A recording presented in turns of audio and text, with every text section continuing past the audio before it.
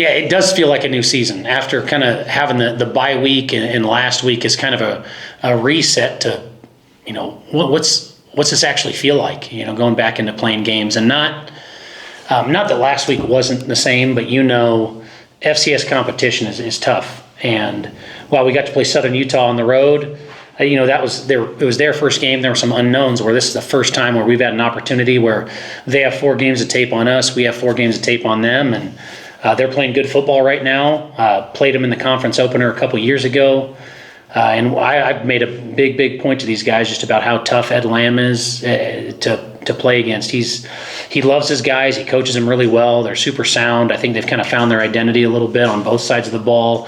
Despite them losing their quarterback, they've been able to create a good amount of explosive plays. And, if you look at the schedule for those guys to do what they've done, I mean, they could be 4-0 right now. They played a ranked South Dakota team on the road, really tough. They should have beaten Colorado State. I don't know how that ends up getting reversed. That was a bogus call, but they're a much improved team, coached by one of the best men in the profession, and have a ton of respect for all that they're doing. And our guys, we've been hammering it home. We've been talking since 2 weeks ago about this Northern Colorado game and how important it is. Not just it's the start of Big Sky play. And if you win your first conference game, it bodes really well for you in the long run. And it's one that's really, really important to us. Cody, Coach Lamb turned around Southern Utah, had a great deal of success. Mm-hmm. Well, from what you've seen with Northern Colorado now on video, is a lot of it just the belief that they can now start to win? Or is there something that they're doing schematically or along those lines that is enabling them to be competitive? I think it's a little bit of both. I think when one thing that I appreciate about Coach Lamb so much, and it's kind of a similar philosophy that I have here, even though we're very different people in what we're doing. But he's not going to put the cart before the horse. He wants to build something sustainable. So he's not going to, he's not going to rob Peter to pay Paul early on in the process to try and get good players in here that don't fit his culture. What they do schematically, you have to be pretty good culture-wise because you have to be very, very gap scout, and they have been. It's something where we've talked about with our defense, just the importance of a single gap defense doing a great job of playing their gaps and having enough things to mix it up. Man, they're doing that on defense. They do a great job, I say, with coverage roulette. They don't play a ton of coverages, but they do a great job disguising them and mixing them up. So that's hard to see. They're really tough on both sides of the ball, so nobody's beating them up. You have to go beat them. You're not going to show up and just run the ball down their throat. Colorado State tried to do it a little bit and got stoned, and South Dakota tried to do it in their home dome and wasn't able to do it. I just think he has done such a good job getting guys to play the way he wants them to play. And it shows up on tape that they played hard. They love each other. They're good people. You see the sidelines are always really involved. Guys are doing their job. You do not see many MAs at all on either side of the ball. And I think that's huge credit to him and the staff and the leaders on that football team for getting it going in the right direction. What's your quarterback situation this week? Yeah, so the plan's to start Jordan, and Hars will be ready to go.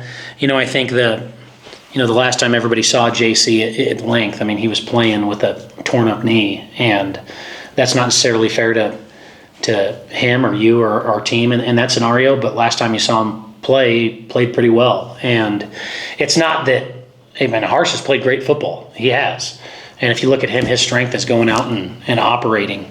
And what I appreciate about him is Harsin has done such a good job elevating the quarterback room, and in the process, he's elevated himself and the team around him. But I think Jordan has also done a great job of improving the intangibles and talking and coaching up guys and being a leader. He was voted a team captain for a reason. His standing on the team is not in question. And the great thing about having those guys is Harsin has gotten some game reps and he's played well when asked upon. He hasn't set the world on fire, but he's done exactly what we thought he could do, which when we recruited him, we know he could win you a championship in the Big Sky. Harsin absolutely can. But Jordan is also, I think, kind of a Galactico talent who's one of the best leaders on the team. So you recognize what Jordan has done, and he's going to go out and he's going to play and he's going to be our guy. Harsin is getting reps because you need to get your backup ready to go, but Harsin will be the backup going forward, and he'll be ready if called upon, and he knows that and has approached it the right way. And because of Jordan's class schedule, Harsin's gotten a good amount of reps on Tuesdays anyways. But really appreciate both those guys. I've talked at length about, I really believe in the depth in our quarterback room. they have different skill sets, so it's going to be kind of different on how you call things. But appreciate all the work that every single guy in that room has put in to help elevate the group. I'm doing a feature on Harsin this week. Yeah. What, when you went to recruit him, what was the process? What did you like about him, and how did that fall together? Yeah, and I'm not. This is. I always say there's no shade on anybody else, but I know that was kind of a. When I was recruiting Harsin, it seemed like there was kind of an air of, they're just taking the Harsin kid. Well, if you look at everybody else in the state, Harsin, in my opinion, was without a doubt the best. Intangibly, physically, he was super accurate. There might be some guys that look better, when they're walking out of the locker room. But if you watch how that dude competes, he is a fiery competitor. He's extremely smart. He was really, really accurate. And he was a guy that if you look at his high school career, he was a linebacker and a defensive end in junior high, and split time at Auburn and split time at Eagle, just because they're very drastically different situations. But he's somebody who you knew when you recruited him that this guy is going to reach a ceiling. Like he's going to get there. He is intangibly, from a quarterback standpoint, everything that you could ask for. He's a great leader. He works really hard. He kind of has that brash personality where he's extremely confident, but he has a way of endearing himself to his teammates enough that they love it as part of him. They never feel like he's separating himself or thinking he's almightier than thou. And I know you get it when you get a coach's kid, that I appreciate that, yeah, he's really, really smart and he works really hard and he knows that he has to represent his family name well. But it was a guy that the number one thing that you loved about him is this dude's going to know what it's supposed to look like. And when you're trying to build a program, you want a lot of guys on your team knowing, what are you supposed to lift like? How are you supposed to watch film and prepare? And when that guy comes in and is just taking feverish notes, it's hard for everybody else in the meeting room to just sit there and stand there. Because even if Hars has heard it 50 times, he's going to take a note about what his drop is, what his protection is, what his progression is, what his key is. And that helps push everybody else to be better. And then he's also back there getting mental reps and talking to other guys. And the thing I love about Hars is he's not afraid to cuss somebody out if the backups aren't paying attention. And you need a guy that can kind of herd cats that way to run your football team. And I think when he can set the precedent of, hey, I'm not getting as many reps as everybody else, but when I get my shot, I go in and I operate. And that's the same thing. Well, you have a lot of backup receivers and backup running backs that everybody wants a shot and then they get a shot and they're not ready. Well, that's never going to happen with Hars. He showed up and obviously played really well. And I know to me, talking about the Lincoln game, that's not a good indication of anything. Is it fine statistically? Yeah, but it's anybody who would have gone out there and hit the open guy would have done what he did. But to me, the intangible part of what he's done is impressive. I'm not diminishing anything. What I'm trying to emphasize is his ability to operate and compete and hold himself to a high standard and continue to develop regardless of the circumstances of how many reps he's getting or who's playing is impressive.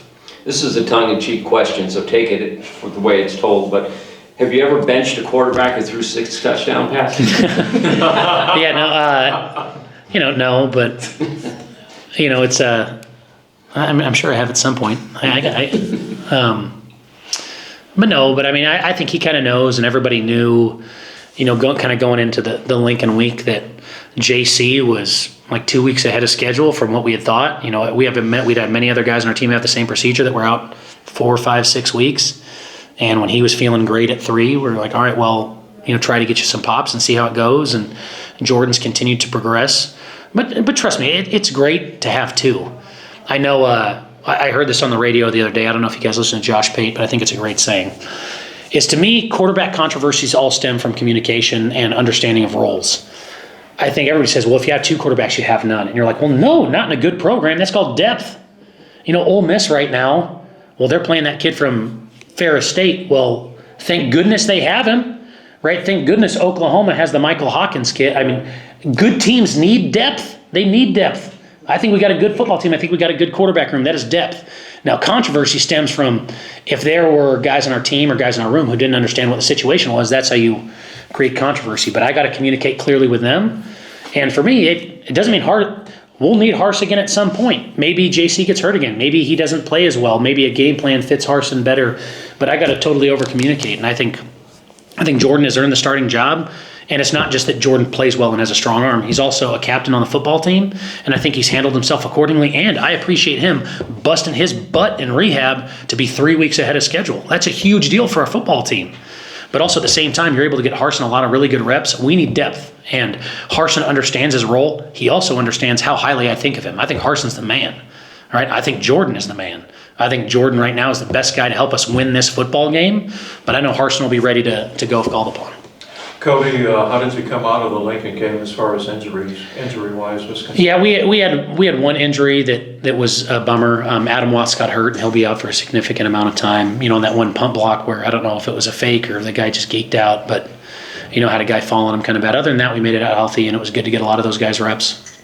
Cody, how about the one player who had the targeting call? Yeah, Jalen. Will he be out now the entire game? He'll be out the first half, Just the first which, half? you know, that was obviously a bummer because we talked at length about that, the importance of playing smart football, especially in the second half, because we didn't want to affect the Northern Colorado game. I mean, we showed clips of it, we talked about it, and it still ended up happening. So I was very disappointed. Not for me, but for the team. You need your best players available to go. He'll sit out the first half of Northern Colorado and should be available in the second half. Okay. Cody, you mentioned this is the first game where you've got 4 games of film on your opponent. You know, they have film on you, Mm-hmm. but what are the challenges that, it's also a conference game though, what are the challenges that going into Big Sky play bring? Because it seems like whenever we play Big Sky teams, you know, there's never going to be a clear-cut winner. Anyone can beat anyone any given Saturday in the Big Sky. So what are the challenges on your end of this place? Yeah. Well, number one, it's hard to win on the road in the Big Sky just because every place presents different challenges.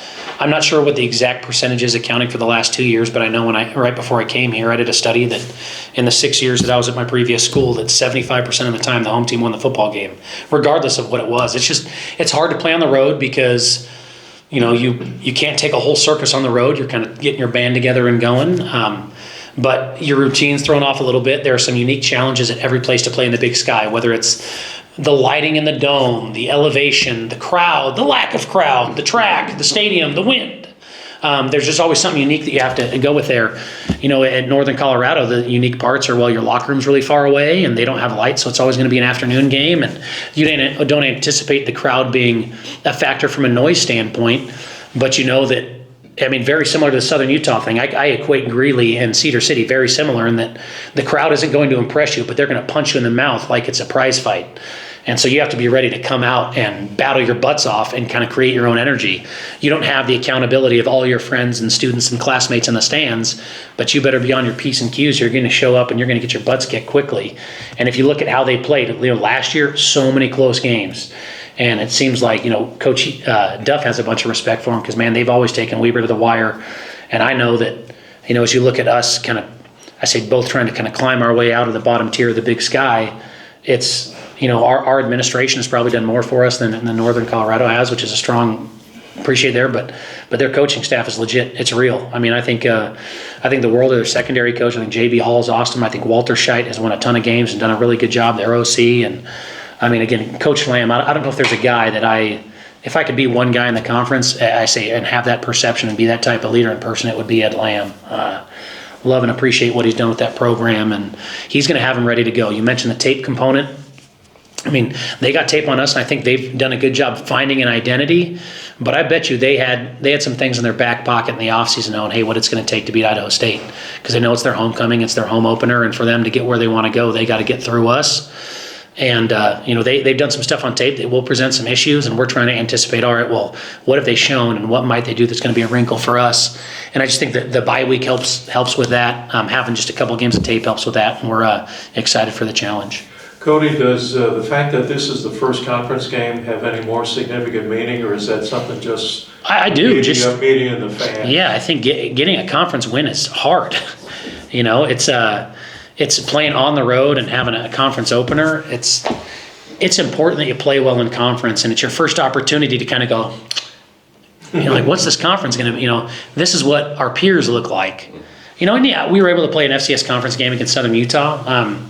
Obviously, that was a game where just for a variety of factors, whether it was on the road health, their first games where it wasn't as apples to apples as this one is. This is one where, all right, hey, we're able to look across the sidelines and we can kind of anticipate what to expect, and they're looking at us and they can anticipate what to expect. They've seen our personnel, they've seen our scheme, they've seen our adjustments, and us likewise to them. So it's just very important that this is your first time to go toe-to-toe with less mysteries and start duking it out and see how you have a chance to fare in this tough conference.